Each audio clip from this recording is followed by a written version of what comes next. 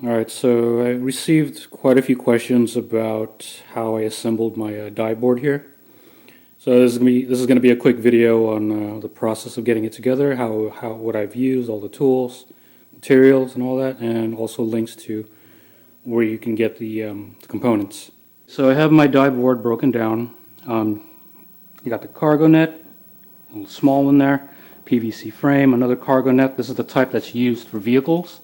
You would mount these in the ceiling of your vehicle. Of course, my boogie board or body board, set of screws, the straps, a U-ring, and a few 3D printed components. So this is 3D printed. I have these available on Thingiverse, but essentially what these do, these pass through, and I have it right, you can see it here. These will pass through the body board. And then my frame, like this, screw goes down, and pass the screw through the frame. Oh, if I can get it to go through, there you go. It goes right through the housing, and then you have the other screw that goes right there. Okay. Now, the reason why I use a PVC frame as opposed to what most people do is, just use a regular bungee net like this, and then mount it, at four corners. Now, the reason why I don't use this alone is because when you have to stretch these, right? So there's going to be tension that's going to end up falling onto the board itself. It's going to end up warping where your holes are, or it's going to be pulled in essentially. Okay, because these are elastic, so there's going to be constant tension, and as you're putting equipment underneath the net, it's going to increase that tension each time. So over time, it's eventually going to wear down. But if you have a frame like this, okay, and you have your net on the inside, the frame essentially takes all the tension away from the board. Okay, the elastic tension that occurs from this, or any other pressure that's or any other weight or pressure that's going to be administered to what would have been on the board, is now going to go straight onto the frame itself. The body board won't take any weight, if that makes any sense. So this will help preserve the integrity of the board. It does add a little bit of weight, about a pound. That's what it feels like, is about a pound. But other than that, I mean, it's not too noticeable. I really don't notice anything. Now, rather than just explain how I got all this assembled, I mean, it's pretty straightforward. Okay, you got your PVC pipes, your connectors, these right angle connectors. Okay, all four corners, and then you have those screws. I use 304 M6 screws. They're about an inch long. Okay, they don't pass all the way through. It doesn't need to pass all the way through. At least I hope it doesn't need to. So far, it's held up. It doesn't. Yeah, these are only like a half an inch length, but it holds up. It's fine. I don't need to change it up to. I mean, you can use larger screws. They'll go all the way through, but I don't.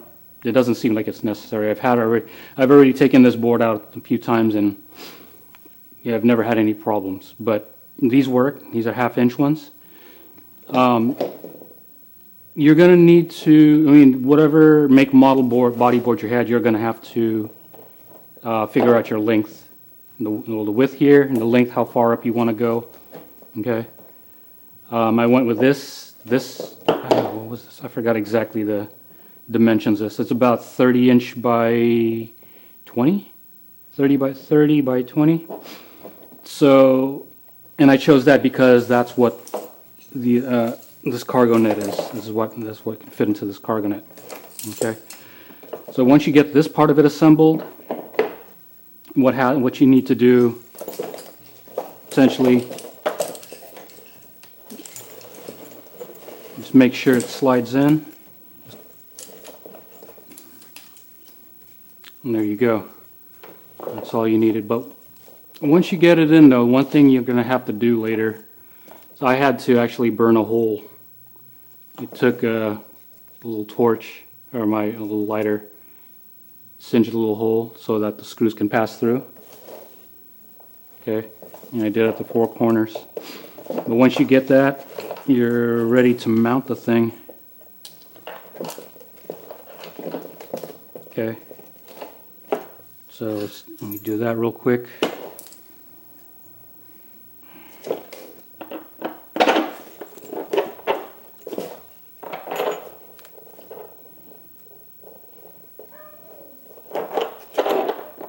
It's a little tricky getting these lined up, and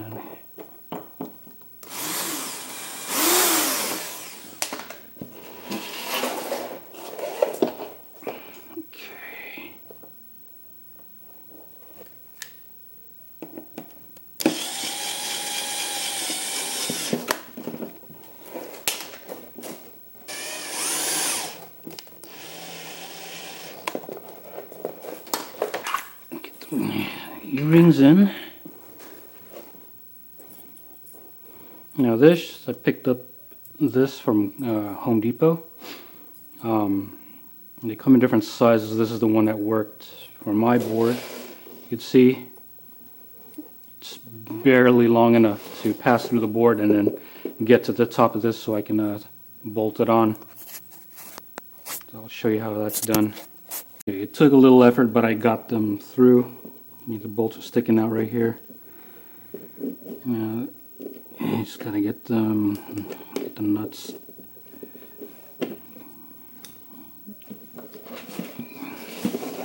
And I got the nuts bolted in.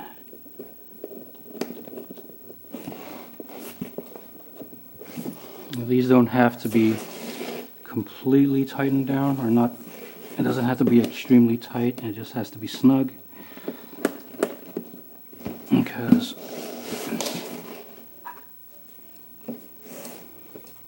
going to be mounting in this thing, and this is I don't know what this is called, but essentially what it does is cover up these two nuts, so they're not poking through, and they're not going to tear through the net when you start putting pressure on the nets. Okay. And then this, it'll also help keep the nuts from turning and coming loose. And there you go. It's down. It's not going anywhere. So next thing is installing this little strap. It's pretty straightforward.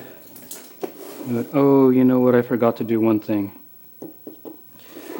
On the straps, I actually have these D-rings that go right there, and I forgot to get that installed, so I'm going to do that real quick.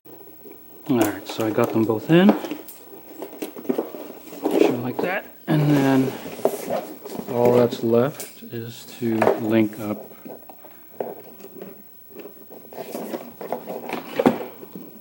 the top here.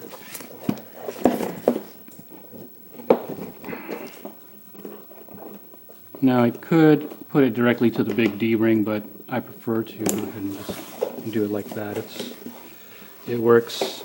It's strong enough. Those are basically just old key ring, what you'd find on a key ring. I'm trying to find a better one, but this is all I have for now. I didn't pick anything up from Amazon for this. But there you go, just like that. So, like I was saying earlier, the reason why I'm using a frame. See, all of these components, these 4 screws and the D-ring are all connected directly to the frame. Okay, to the PVC frame. So when I carry this thing, when I put all my gear inside, and then I go ahead and start carrying it like a backpack, all the tension is going onto the frame itself. None of the tension is going onto the bodyboard, which is a softer material. It's foam basically. So all the weight transfers to this point. When it's sitting on my shoulders, transfer to this and to these bottom rings. And that's connected to the frame here. So, I forgot to put this on. So this is pretty simple to put on. I mean, what I should have done was slip this underneath and then lock it or strap it down. But this is one way you put the weighted side, you put the part with the buckle and let it slide down. Kind of have to shake it down.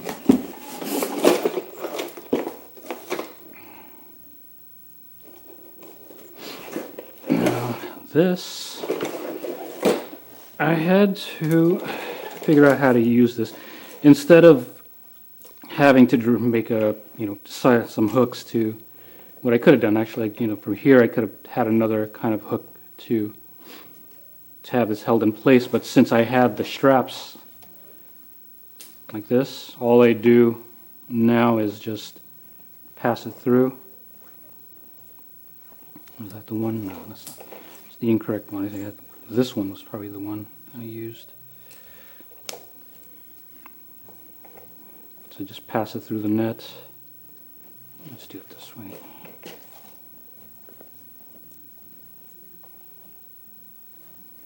Just like that. Lock down. And then locked it down. Originally, these were what you use. These straps are what you use when you're using this net for your car. It locks onto the handle under, like, the ceiling of the car. The handles that you use to brace yourself if you're on a bumpy road or something. So instead, it actually works out that I can use these for the cargo net, and I just pass them through and just weave it through like this.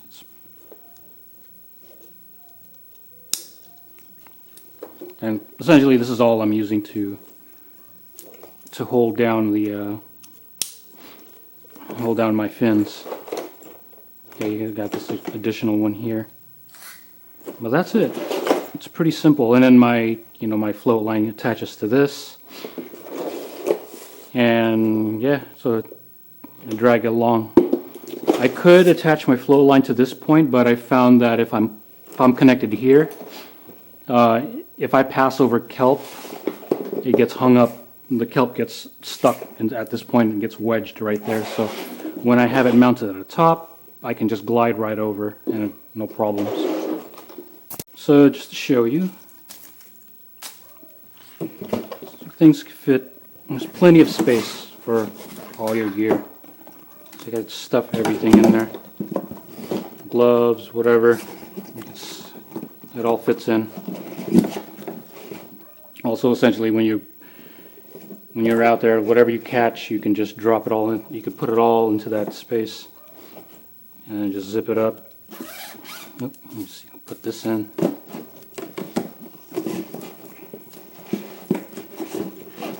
See that? Zip it up. You're good to go.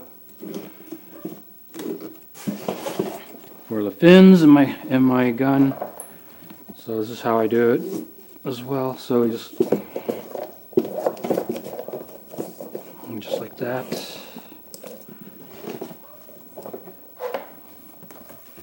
One and two.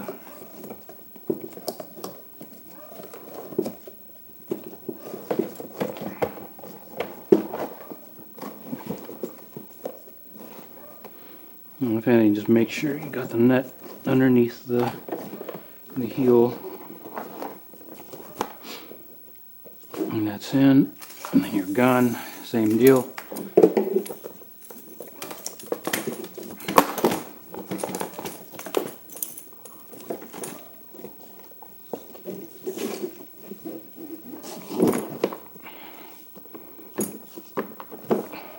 Yeah, so I could essentially, make this as tight as I want, wherever I can you know, whatever I can manage. And the PVC frame takes all that tension, and it won't warp the board.